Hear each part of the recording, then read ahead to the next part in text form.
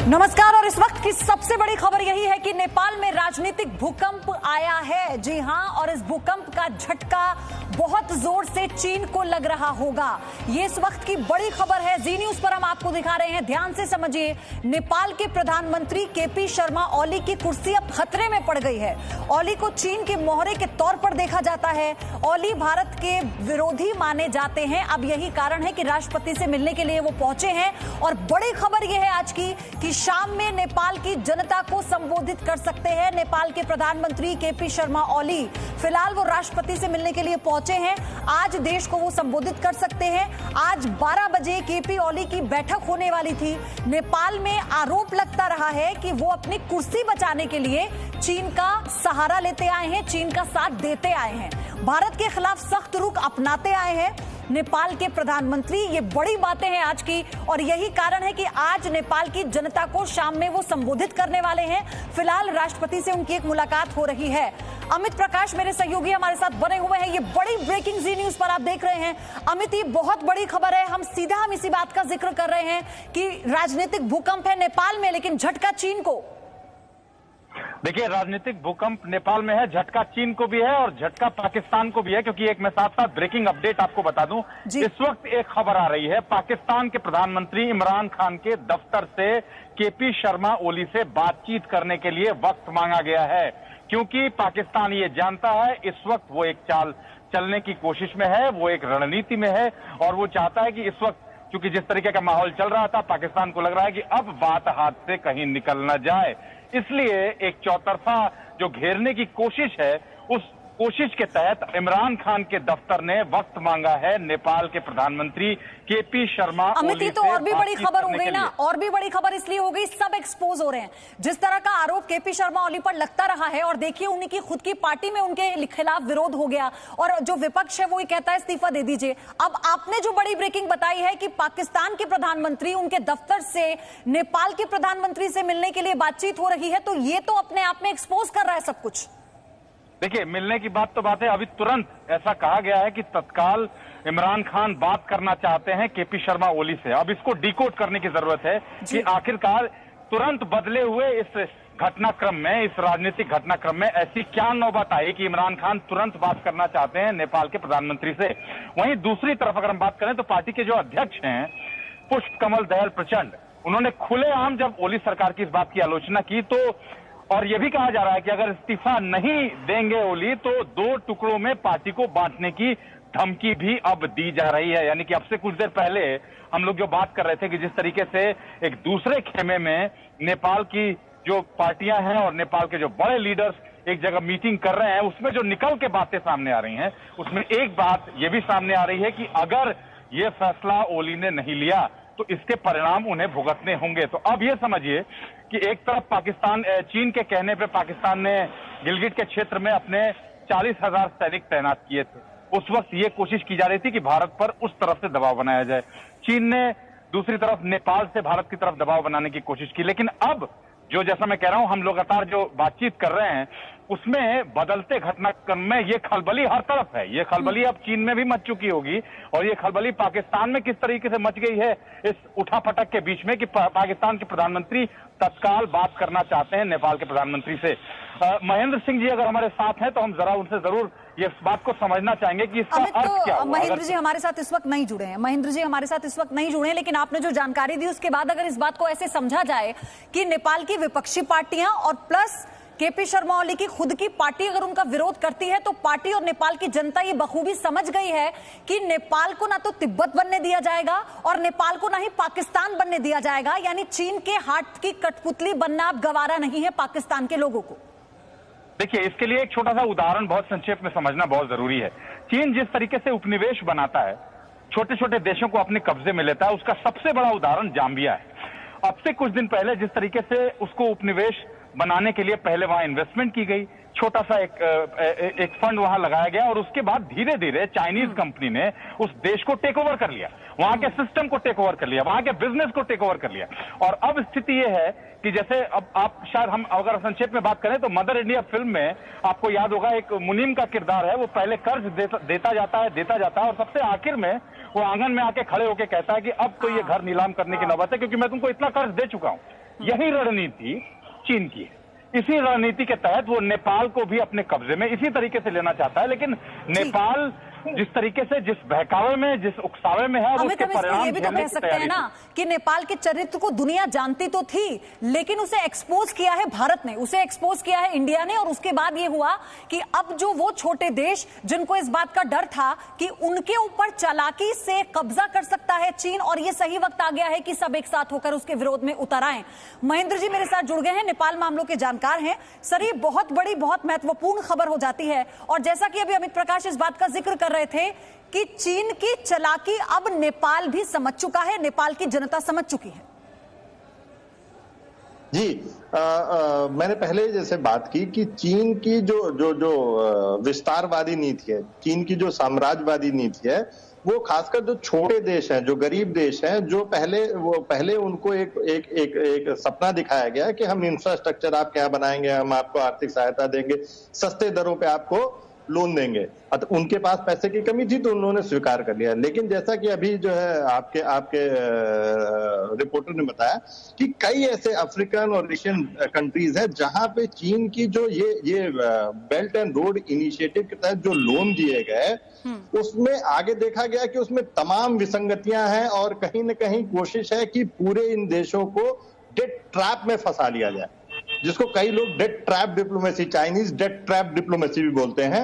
और उसका मतलब ये है कि आपका लोन इतना ज्यादा हो जाए कि आप इंटरेस्ट पेमेंट ही ना। मैं आपको उदाहरण देता हूं कि मालदीव का, जैसे अभी इन्होंने जाम्बिया का उदाहरण दिया। मालदीव में आप देखिए कि मालदीव के पूर्व राष्ट्रपति नाहिद, उनका अभी इस समय वो संसद के स्पीकर हैं मालदीव के, उनका बयान आया कि 2020 में मालदीव के बजट का 15% जो है जीडीपी का, वो जो है ऋण चुकाने में चीनी कंपनियों को चला जाएगा।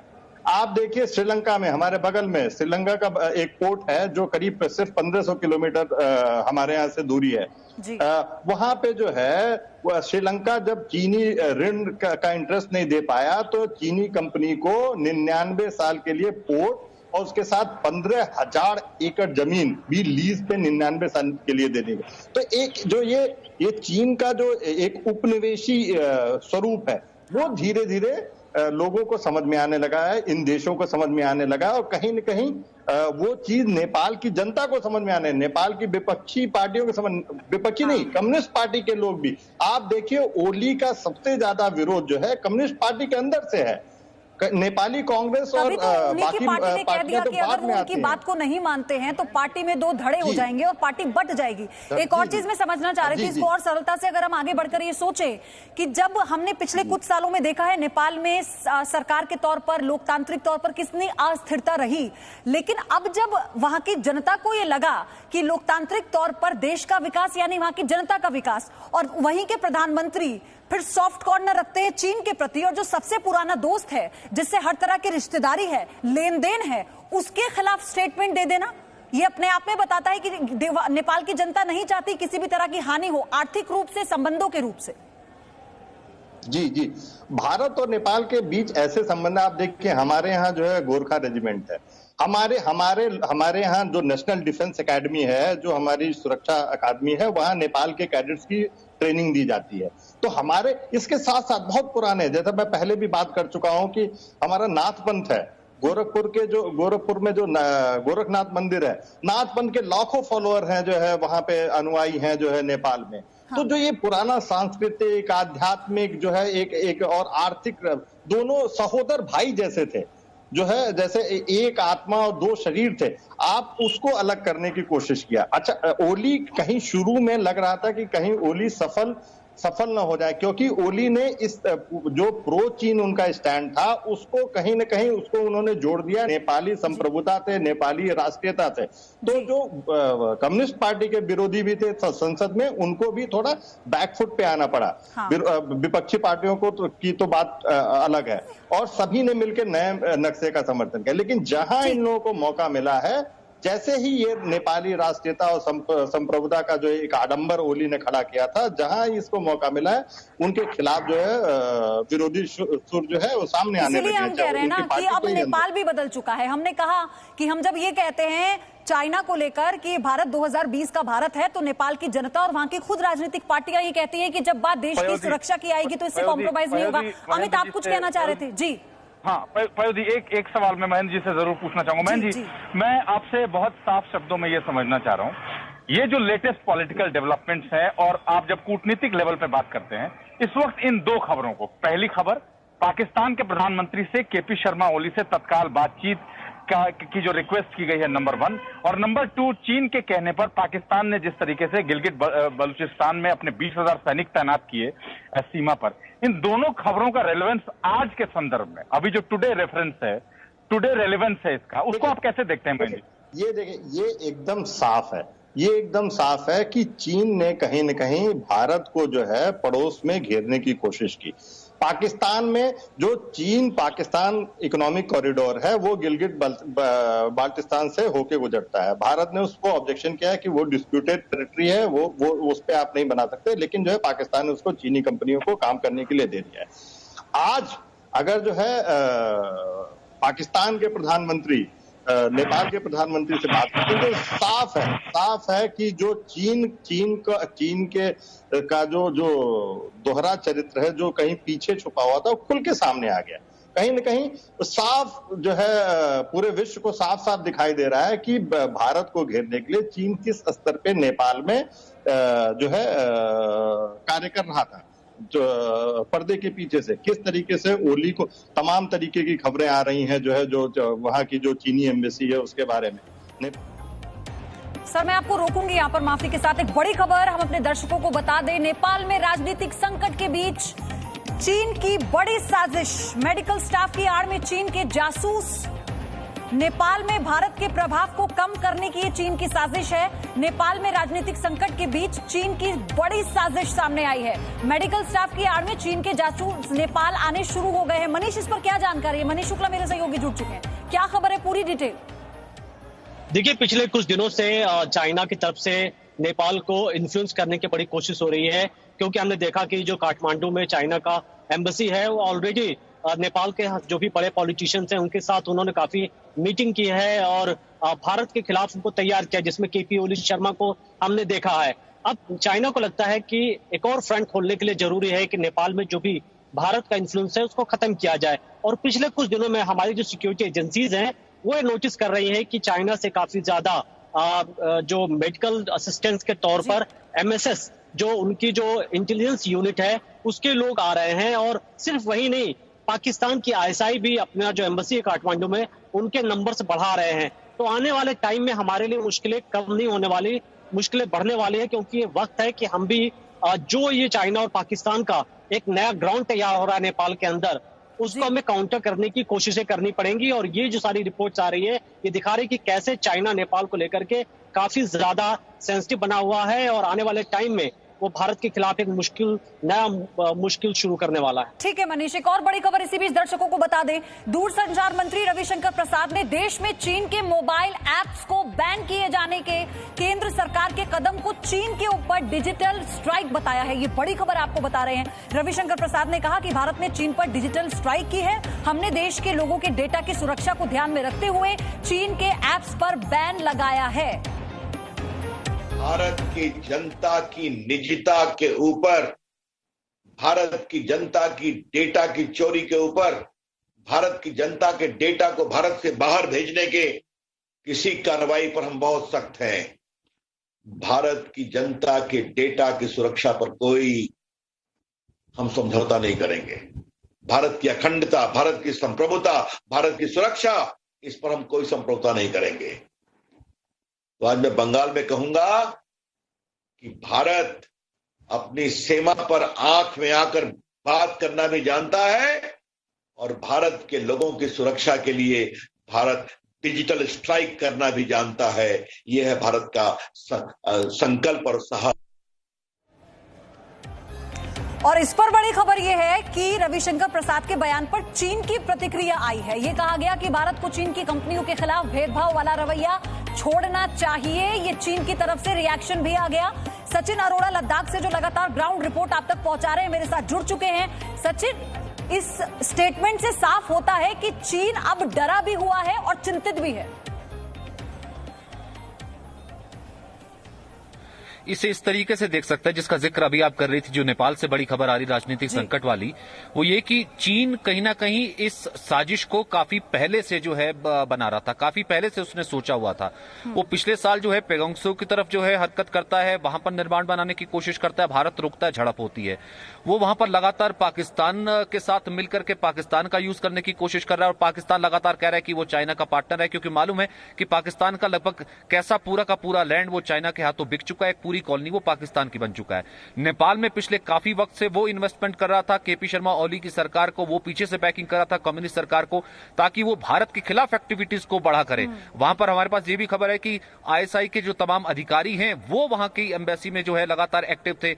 चाइनीज जितने वहां पर लॉबी थी वो लगातार एक्टिव करी थी ताकि भारत के ऊपर दबाव बना सके। और आपको याद होगा जब गलवान झड़प हुई थी और उसके बाद भारत ने अपनी सेना का डिप्लॉयमेंट बढ़ाया था, चीन की तरफ से यह स्टेटमेंट आया था कि सिर्फ चीन नहीं, अगर मुकाबला करने के लिए तैयार उसको रहना पड़ेगा, पाकिस्तान भी हमारा दोस्त है, नेपाल भी हमारा दोस्त है।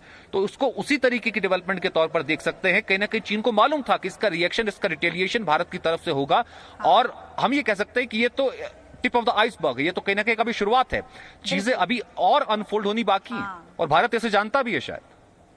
और सचिन, हम इसे ऐसे कह सकते हैं ना कि एक तो भारत विश्व गुरु की भूमिका में लंबे समय से है और अब कैसे शक्ति के रूप में उभर रहा है। और यही कारण भी है कि हम बार बार ये कहते हैं कि वो छोटे देश जो शायद अभी चीन का सामना करने से पहले कतराते थे, लेकिन आप देखिए कि कैसे भारत ने जब से अपना स्टैंड क्लियर किया है और दूसरी महाशक्तियां भारत के साथ है और नेपाल भी आज अपना स्टैंड क्लियर करने जा रहा है। ये आज की बहुत बड़ी खबर है। जी न्यूज आपको हर एक अपडेट दे रहा है। हमें कुछ देर के लिए मजबूरन एक ब्रेक के लिए रुकना है, लेकिन ब्रेक से पहले आपसे हम ये साझा करना चाहते हैं, शेयर करना चाहते हैं कि हमारी मुहिम, जिसके बारे में आप जानते हैं क्योंकि आपका अपार समर्थन हमारी इस मुहिम को मिला है, चीन के सामानों के बहिष्कार पर जी न्यूज ने मेड इन इंडिया मुहिम की शुरुआत की और हमें आपको ये बताते हुए बहुत खुशी हो रही है कि इस मुहिम में हमें पूरे देश का साथ मिला, यानी आपका साथ मिला। मुहिम शुरू होने से लेकर अब तक 40.5 घंटे में 34,28,447 मिस्ड कॉल आ चुकी हैं। हमें आपको ये बताते हुए बहुत बहुत खुशी है कि हमने जो नंबर जारी किया उस पर हमें प्रति 5,000 प्रति मिनट 5,000 मिस्ड कॉल्स आ रही हैं। अगर आप भी मेड इन इंडिया मुहिम का समर्थन करते हैं तो आप अपना मोबाइल उठाइए और जो नंबर आप देख रहे हैं 7834998998 नोट कर लीजिए इस नंबर को। जी न्यूज इस नंबर लगातार दिखा रहा है। एक मिस्ड कॉल और आपका समर्थन इस मुहिम से सीधे तौर पर। कल हमने जी न्यूज पर मेड इन इंडिया मुहिम की शुरुआत की थी आपके साथ मिलकर और एक नंबर जारी करते हुए आपसे इस नंबर पर मिस्ड कॉल देने की अपील की थी। हमारी इस अपील को देश भर से आपकी तरफ से जबरदस्त समर्थन मिला है। जो जी न्यूज ने मुहिम चला रखी है उसके लिए बहुत बहुत धन्यवाद। चीन के प्रोडक्ट्स को, चीन के एप्स को, गैजेट्स को, सबको बॉयकॉट करते हैं। प्रण लेते हैं कि आइंदा से कुछ भी खरीदेंगे नहीं चाइनीज प्रोडक्ट। चाइना की हर एक चीज का बॉयकॉट करें। ये अपने आप में दुनिया का सबसे बड़ा ओपिनियन पोल है क्योंकि किसी भी देश में एक साथ इतनी बड़ी संख्या में लोगों ने आज तक कभी भी अपनी राय इस तरीके से नहीं रखी है। मैं बॉर्डर पे जाके तो नहीं लड़ सकता, पर मैं घर में बैठे देश को मजबूत बना सकता हूँ अपनी चाइना सामान का बहिष्कार करके। चाइना का सामान जरूरी है या माँ भारती का सम्मान जरूरी है? हमारे जितने भी परिवार के सदस्य हैं उन सब ने इस मुहिम का हिस्सा बने हैं। जी न्यूज जो मुहिम चला रहे हैं इसके लिए और उसके मैं जी न्यूज को तहे दिल से धन्यवाद करना चाहता हूँ। जिन्होंने इस नंबर पर अभी तक मिस्ड कॉल नहीं दिया है तो आपको जरूर मिस्ड कॉल देना चाहिए। जैसे ही आप इस नंबर पर मिस्ड कॉल देंगे वैसे ही आपके मोबाइल फोन पर जी न्यूज की तरफ से एक SMS आएगा। इस SMS के साथ आपके फोन में एक लिंक आएगा, आप उस पर क्लिक करके एक सर्वे में हिस्सा ले सकते हैं। ये चीन के खिलाफ सबसे बड़ा सर्वे होगा दुनिया का और आपको इसका हिस्सा जरूर बनना चाहिए। दुनिया देखना चाहती है कि भारत के लोगों में कितनी ताकत है, क्या भारत के लोग एक साथ एकजुट हो सकते हैं या नहीं। इस देश के 137 करोड़ लोगों को एकजुट करने का इससे बेहतर तरीका हमें कोई और दूसरा नहीं लगा।